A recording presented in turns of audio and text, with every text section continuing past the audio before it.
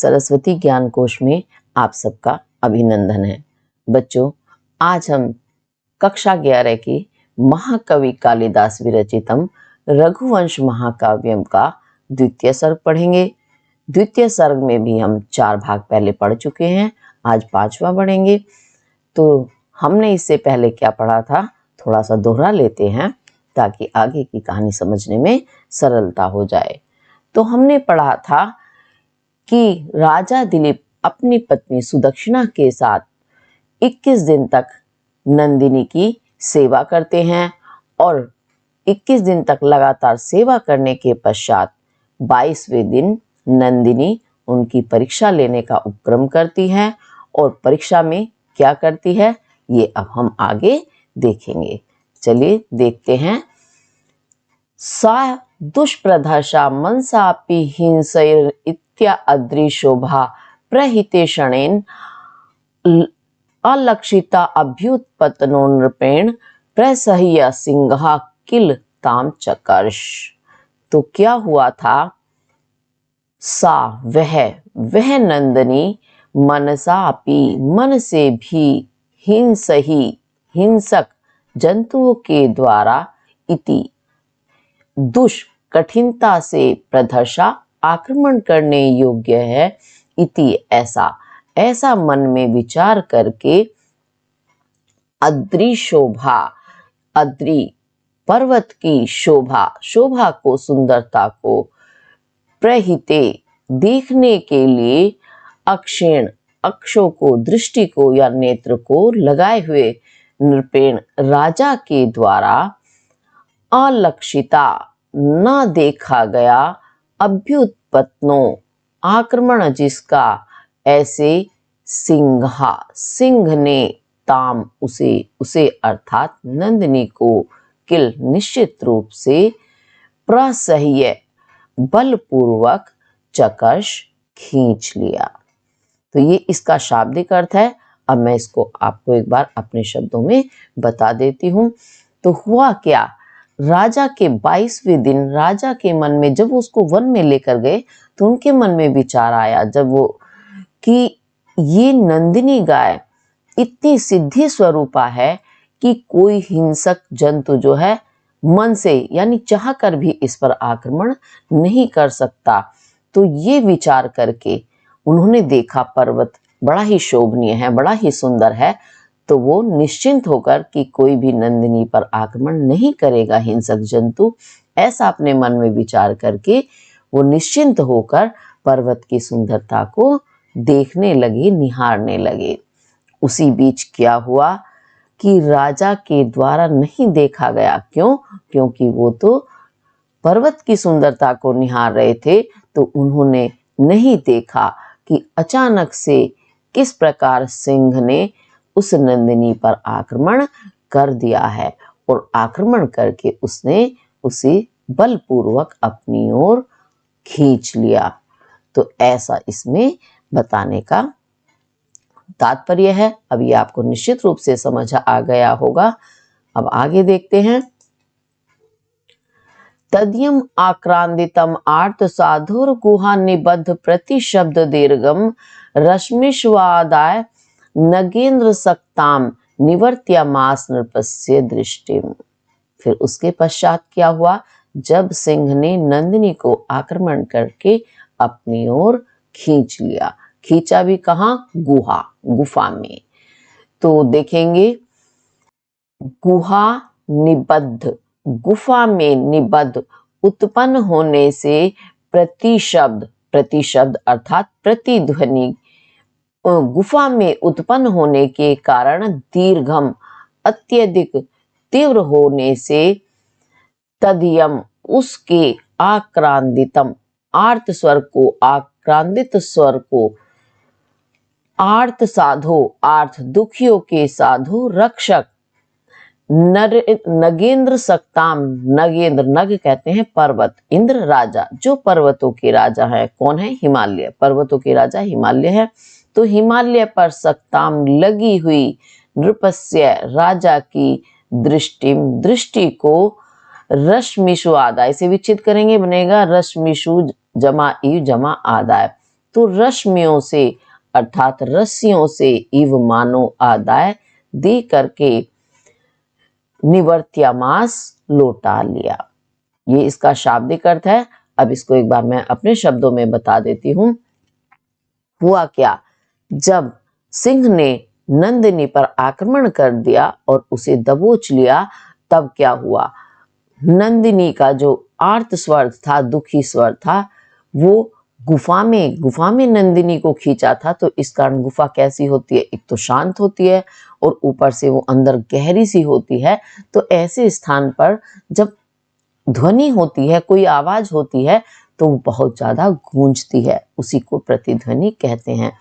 तो गुफा में उत्पन्न होने के कारण वह जो प्रतिध्वनि थी वह बहुत ज्यादा तीव्र हो गई और उसकी उस आक्रांतित दुखी स्वर ने क्या किया, राजा की दृष्टि जो कैसी थी, जो पर्वत की सुंदरता को निहारने में लगी हुई थी। तो जिस प्रकार रस्सियों में बांधकर हम किसी चीज को खींच लेते हैं, उसी प्रकार उस नंदिनी के उस आर्त स्वर ने, दुखी आवाज ने राजा की दृष्टि को मानो रस्सियों में बांधकर अपनी ओर खींच लिया हो। ये इसका भावार्थ है। यानी राजा उस आवाज को सुनकर, उसकी दुखी स्वर को सुनकर, उनकी दृष्टि तुरंत हिमालय की सुंदरता को छोड़कर नंदिनी की ओर आकर्षित हो गई, पहुंच गई। अब निश्चित रूप से समझ आ गया होगा। आपको अगर किसी वजह से समझ नहीं आता है तो कमेंट करके आप पूछ सकते हैं। अब आगे देखेंगे, स पाटलायाम गवि तस्थिवासम धनुर्धरः केसरीणम ददर्श अधित्यकायाम एव धातुमय्याम लोद्रुद्रुमम सानुमतः प्रफुल्लम। तो क्या देखा राजा ने, स धनुर्धरः, सा उस धनुर्धरा, धनुष को धरा, धारण करने वाले राजा ने, पाटलायाम, पाटल वर्ण वाली अर्थात लालिमा युक्त गवि गाय पर, तस्थिवासम स्थित बैठे हुए, केसरीणम केसरी को, सिंह को, सानुमतः, सानुमत कहते हैं पर्वत, पर्वत की, धातुमय्याम, धातुमयी, धातु यहाँ धातु का तात्पर्य है गेरु, गेरुमयी, अधित्यकायाम घाटी में, प्रफुल्लम विकसित हुए, लोध्रुद्रुमम लोध्र के द्रुम वृक्ष के इव समान ददर्श देखा। अब इसका मैं आपको भावार्थ बताती हूं। तो हुआ क्या, जब राजा की दृष्टि नंदिनी की तरफ लौट करके आई तो उन्होंने देखा वह जो गिरवे वर्ण की लालिमा युक्त लाल वर्ण की गाय है, उसके ऊपर उन्होंने सिंह को बैठे हुए देखा। और कैसा लग रहा था वह सिंह, जैसे पर्वत पर कोई विकसित हुआ, उत्पन्न हुआ लोध्र, एक वृक्ष का नाम होता है लोध का वृक्ष। कैसा, जैसे गिरवे वर्ण की घाटी होती है, उस गिरवे वर्ण की घाटी पर लोध्र का वृक्ष उत्पन्न हो गया है या खिला हुआ है, विकसित है। क्योंकि नंदिनी का जो रंग है वह पाटल वर्ण है, लालिमा युक्त है, तो घाटी कैसी होती है, वह भी धातुमयी गिरवे वर्ण की होती है। और पाटल वर्ण भी कुछ गेरुओं से ही मिलता जुलता होता है।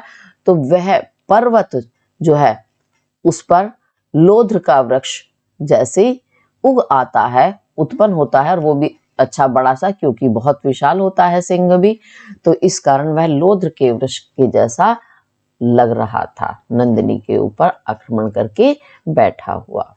अब ये आपको समझ आ गया होगा। आगे देखते हैं फिर क्या हुआ। ततो मृगेन्द्रस्य मृगेन्द्रगामी वधाय वधस्य शरण्यः जात भिषंगो नृपति निषंगात उद्धृतुम ऐच्छत् प्रसभोद्धतारी। ततो तब, तब कब, जब राजा ने सिंह को नंदिनी के ऊपर बैठे देखा। तो मृगेन्द्रगामी, मृग कहते हैं, हिरण को भी कहते हैं और पशुओं को भी कहते हैं। तो पशुओं का जो इंद्र राजा है, पशुओं का राजा कौन होता है, सिंह। सिंह के समान गामी गमन करने वाले चलन वाले, अर्थात जिनकी चाल सिंह के जैसी है।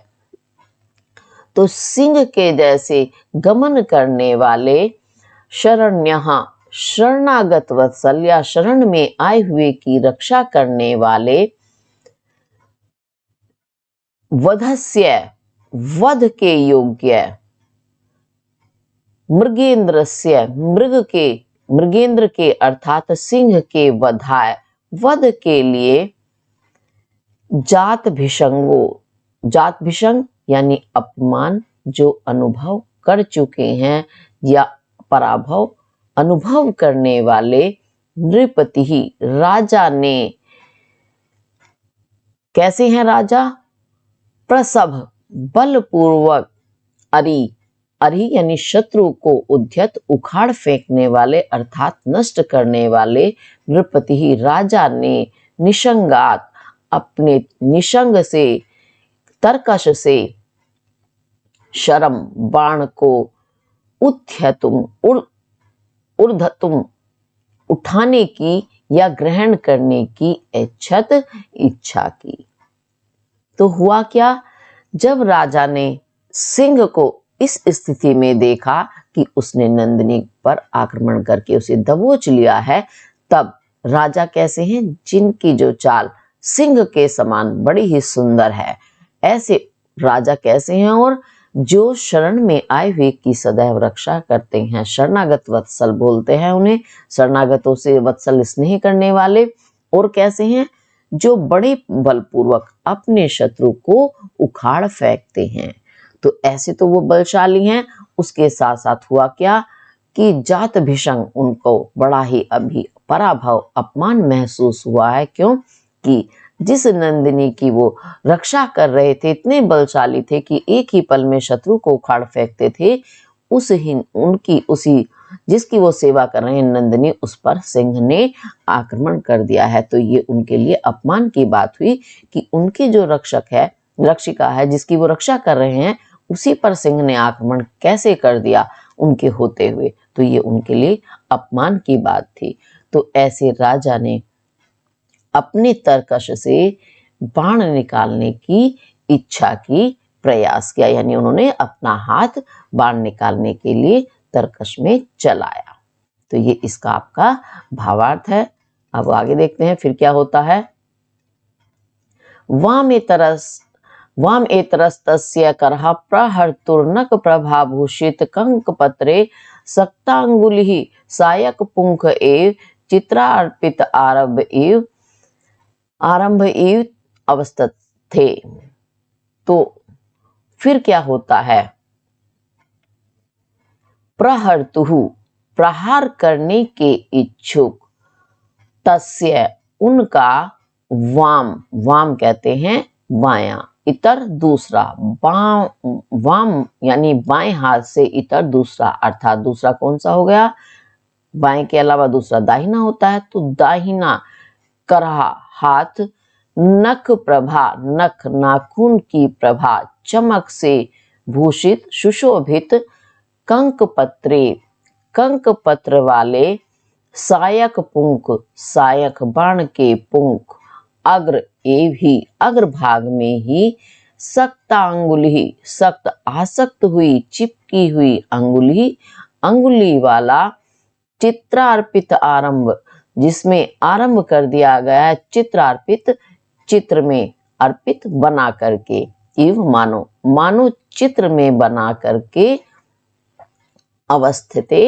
स्थित हो गया है। यह इसका शब्दार्थ है। अब भावार्थ देखेंगे। भावार्थ में क्या हुआ, तो जब राजा ने अपने तरकश में हाथ चलाया, तो किस लिए चलाया कि बाण निकालकर वो प्रहार कर सके सिंह पर। तो प्रहार करने के इच्छुक उन राजा का जो दाहिना हाथ था, जो कैसा था, जिसकी नाखून की प्रभा बड़ी ही सुंदर थी, वो अपनी नाखूनों की प्रभा अर्थात चमक से बड़ा ही सुंदर लग रहा था, ऐसा वह हाथ। कंक पत्र, कंक एक पक्षी होता है, तो उसके पत्र यानी पंख जो हैं बाणों के अग्रभाग पर लगाए जाते हैं। अगर आपने कभी बाण का चित्र देखा होगा तो उसमें देखा होगा उसका जो ऊपरी हिस्सा होता है उस पर एक पंख सा चिपका होता है, जो कंक पक्षी का पंख होता है। तो उस बाण के अग्रभाग कंक पत्र पर ही उनकी उंगलियां चिपक गई और चिपक करके कैसी लगी, बिल्कुल इस तरह स्थित हो गई जैसे चित्र में बना दिया जाता है, लेकिन वह हिलता डुलता बिल्कुल नहीं है, यानी बिल्कुल स्थिर हो गया उनका हाथ और वो ऐसा लग रहा था मानो ये चित्र में बना दिया गया है, चित्र है ये कोई, इस तरह की वह आभा या आभास दे रहा था। तो ये इसका भावार्थ है। अब आगे देखते हैं।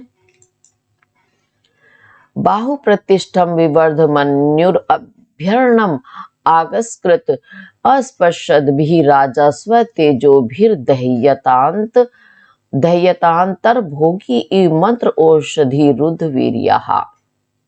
बाहु भुजा के प्रतिष्ठम्भ हो जाने से, जड़ हो जाने से, विवृद्ध बढ़े हुए, मन्यु क्रोध वाला, अभ्यर्णम समीप में स्थित, आगस्कृतम अपराधी को अस्पर्शत भी न छूने से, राजा स्वतेजो भी, स्व अपने तेजो भी, तेज से, मंत्र और औषधि से, रुद्ध रुके हुए, वीर्यः पराक्रम वाले, भोगी कहते हैं सर्प को, तो सर्प के इव समान, अंतः अंदर से, अदह्यत जल उठा। तो हुआ क्या, जब राजा की भुजा थी वह बाण पर ही क्या हो गई, स्तंभित हो गई, अर्थात जड़ हो गई। तो इस कारण राजा का क्रोध बहुत अधिक बढ़ गया कि ये क्या हुआ, मेरा हाथ कैसे इस पर जड़ हो गया, और समीप में ही, सामने ही उनके अपराधी स्थित है और वो उसको स्पर्श भी नहीं कर पा रहे हैं, छू भी नहीं पा रहे हैं। इस कारण, क्योंकि राजा बड़े तेजस्वी हैं, तो वो अपने ही तेज से अंदर ही अंदर जल उठे क्रोध के कारण। कैसे जल उठे, जैसे मंत्र और औषधि से सर्प का वीर्य पराक्रम जो है रोक दिया जाता है और वह चाहते हुए भी सामने कोई प्रयास नहीं कर पाता, बिल्कुल उसी तरह राजा भी अंदर ही अंदर दहक उठे या जल उठे, यानी क्रोध आ गया उन्हें बहुत अधिक कि मेरे सामने मेरा शत्रु खड़ा है और मैं उसे छू तक भी नहीं पा रहा हूं। ये इसका आपका भावार्थ है। चलिए अब आगे देखते हैं उसके बाद क्या हुआ। तामार्य गृह्यम ग्रहित धेनुर मनुष्य वाचा मनुवंश के तुम विस्मयमान मायान अविस्मितम आत्मवृत्तौ सिंगरुरो सत्व निजगाद सिंहा।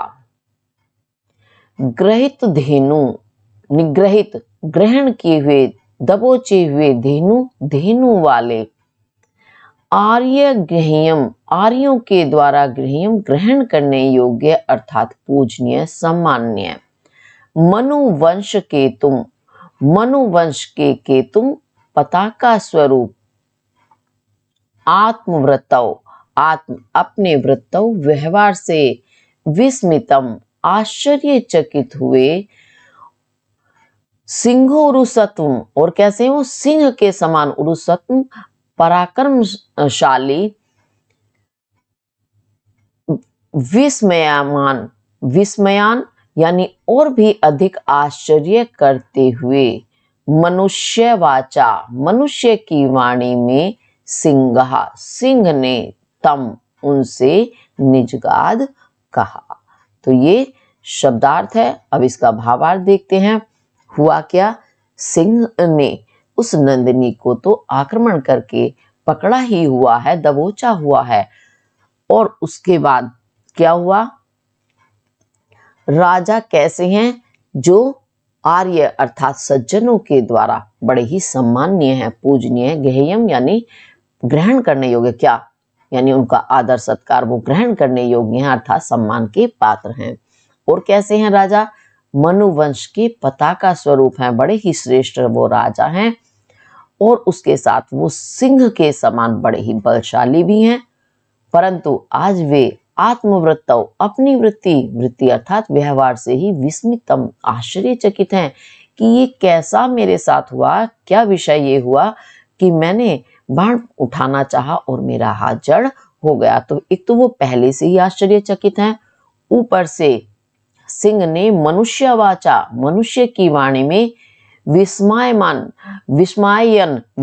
यानी उन्हें और भी आश्चर्य चकित करते हुए निजगाद कहा। यानी ये भी बड़े आश्चर्य की बात है कि कोई मनुष्य की वाणी में उनके सामने बोल रहा है। एक तो वे अपने व्यवहार से या अपने कार्य से स्वयं ही आश्चर्यचकित है, ऊपर से सिंह का मनुष्य की वाणी में बोलना और भी अधिक आश्चर्यचकित करने वाला है।